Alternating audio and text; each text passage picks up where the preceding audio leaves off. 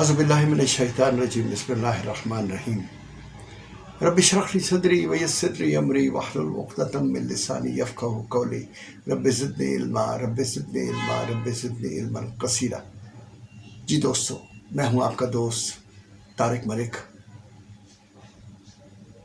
आज है जुम्मतुल मुबारक, तारीख़ है 28/10/2022 और जनाब आज दिन है, आज वक्त है किताब रिज़्म हक़ व बातिल की किस्त नंबर 74 का।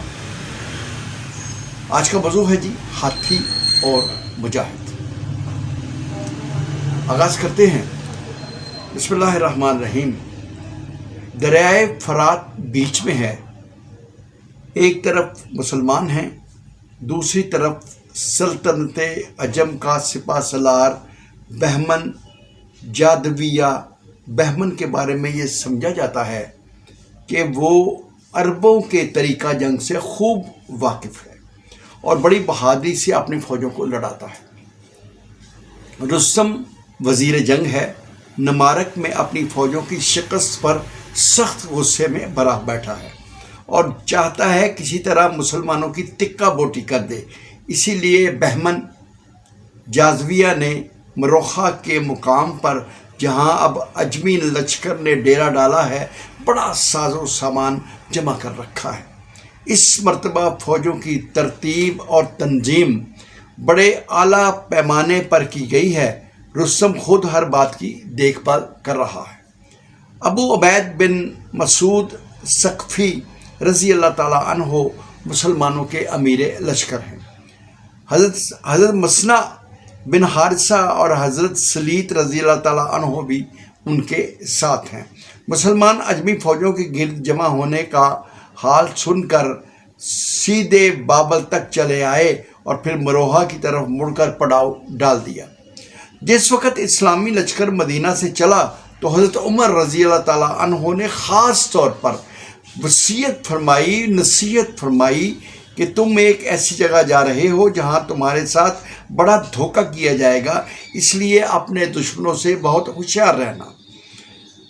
जमादुल आखिर 13 हिजरी के दिन थे।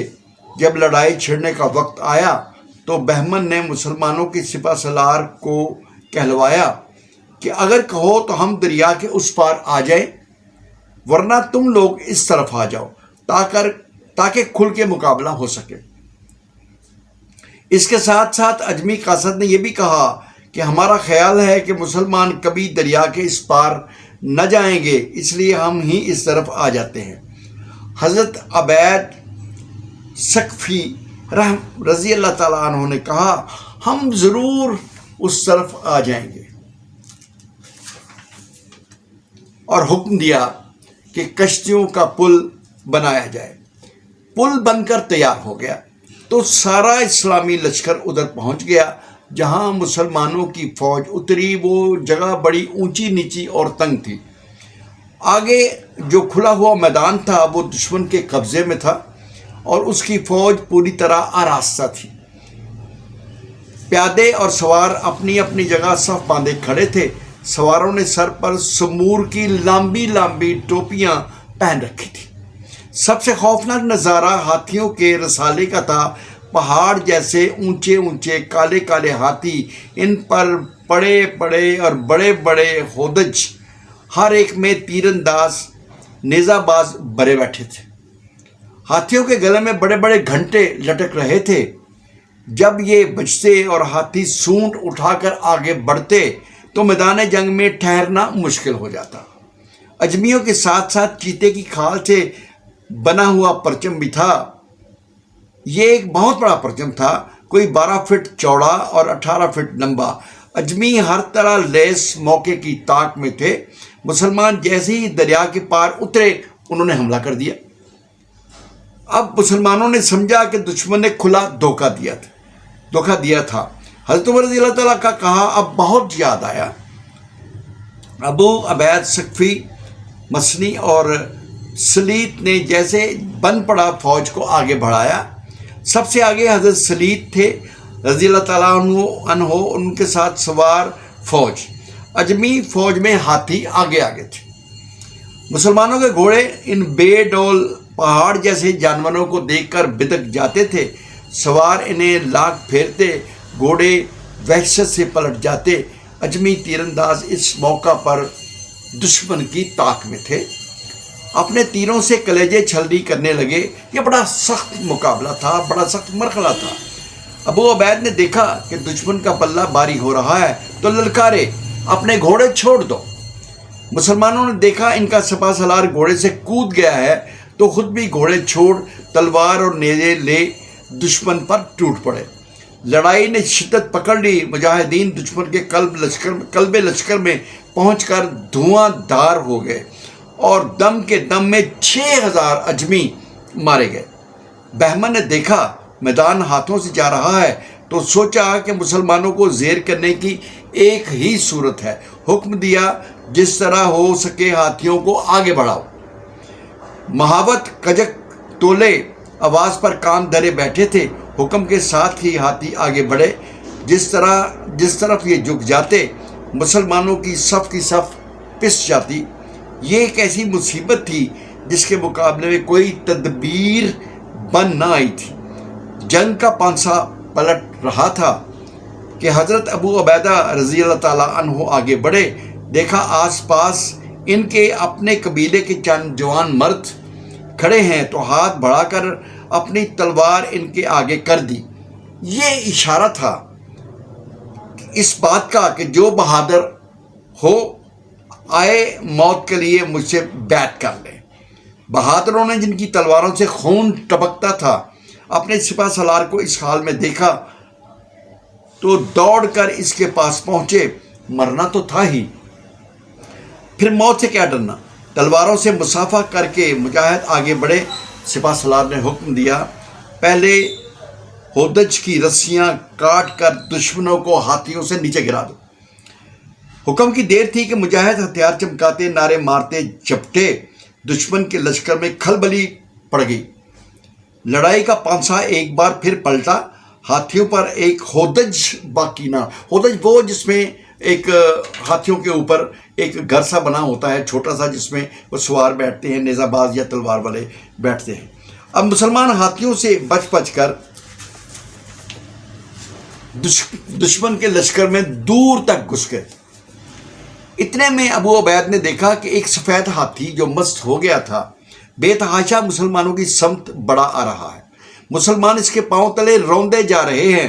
بہادر نے سوچا اس کا کام تمام ہو جائے تو میدان جنگ ہمارا ہے۔ پلک جھپکتے میں مسلمانوں کا سپہ سالار اڑ کر وہاں پہنچا اور آگے بڑھ کر اس غضب کا ہاتھ مارا کہ بپرے ہوئے ہاتھی کی سونڈ کٹ کر جھول گئی۔ اللہ اللہ، یہ بے جگری اور یہ حوصلہ! جس اجمی نے بھی یہ منظر دیکھا اس کی سٹی گم ہو گئی۔ لیکن اس سے پہلے کہ ابو عبید رضی اللہ تعالیٰ پیچھے ہٹ جاتے، غضبناک ہاتھی کی خوفناک چنگھاڑ گونجی۔ چنگھاڑ کیا تھی؟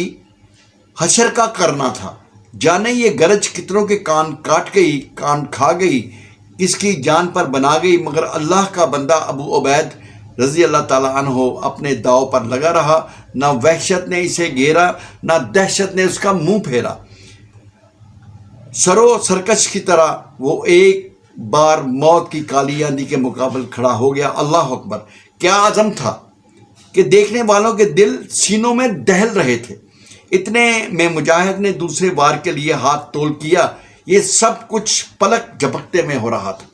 زخمی ہاتھی خون شرارے چھوڑتا، چیختا، چلاتا، جھنگاڑتا دیوانہ وار مد مقابل پر ٹوٹا۔ اس سے پہلے کہ اپی تلوار پڑ جاتی، حریف کو پیروں تلے ڈل دیا۔ ابو عبید رضی اللہ تعالیٰ کے ہاتھوں میں اسلامی پرچم تھا۔ لپک کر ایک مجاہد نے یہ علم اٹھا لیا اور پینترا بدل کر ہاتھی پر جھپٹا۔ ہاتھی کی خوفناک چنگھاڑ پھر بلند ہوئی اور دوسرا مجاہد بھی اس کے پیروں تلے روندا گیا۔ اسلامی علم اب تیسرے مجاہد کے ہاتھ میں تھا۔ ہاتھی نے اسے بھی پیس دیا۔ چوتھے نے موت کے منہ میں چھلانگ لگائی اور بھینٹ چڑھ گیا۔ اب پانچویں نے قدم آگے بڑھایا۔ مجاہد اور ہاتھی، ہاتھی اور مجاہد، موت سے جنگ کی یہ خوفناک پکار جاری رہی۔ ایک پہاڑ تلے دب جاتا تو دوسرا انتظار نہ کرتا۔ آندھی کسی لپٹ جپٹ سے آگے بڑھتا۔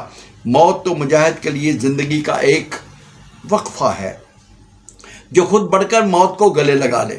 اسے جان کی کیا پرواہ، یکے بعد دیگرے 7 مجاہد ہاتھی کی جپٹ میں آتے رہے کہ جھنڈا اونچا رہے ہمارا. آخر یہ جھنڈا اونچا رہا اور اب حضرت مسنہ رضی اللہ تعالیٰ عنہ نے آگے بڑھ کر اسے اپنے سینے سے لگا لیا. ہاتھی ان کے آگے ڈھیر ہو کر گر پڑا. یہ شہادت کے الفت میں قدم رکھنا ہے. لوگ سمجھتے ہیں آسان مسلمان ہونا. دوستو، قسط نمبر 74 آپ کی خدمت میں رسم حق و بادل کی آج پیش کی گئی. انشاءاللہ تعالیٰ اگلا جمعۃ المبارک قسط نمبر 75 کے ساتھ آپ کی خدمت میں حاضر ہوں گا. آپ میرے اس پروگرام کو لائک کیجئے، شیئر کیجئے اور کمنٹ باکس میں اپنے کمنٹ ضرور دیجئے. اور آپ کے ایک شیئر کرنے سے یہ پروگرام پوری دنیا میں پھیل جائے گا اور جہاں جہاں میں ہماری زبان کو سمجھنے والے لوگ ہیں وہ سنیں گے، سمجھیں گے اور ان کے ایمان تازہ ہوں گے. اور ہو سکتا ہے کوئی ایسا شخص جو مسلم تو نہ ہو لیکن ہماری زبان کو سمجھتا ہو سکتا ہے وہ یہ سن کے کلمہ نبی کا پڑھ لے، رب کا کلمہ پڑھ لے اور پھر اجر آپ کو بھی اور اجر مجھے بھی. اور سبسکرائب ضرور کیجیے گا میرے ابتدا چینل کو. انشاءاللہ الرحمن اگلے جمعۃ المبارک قسط نمبر 75 کے ساتھ طارق ملک آپ کی خدمت میں حاضر ہوگا.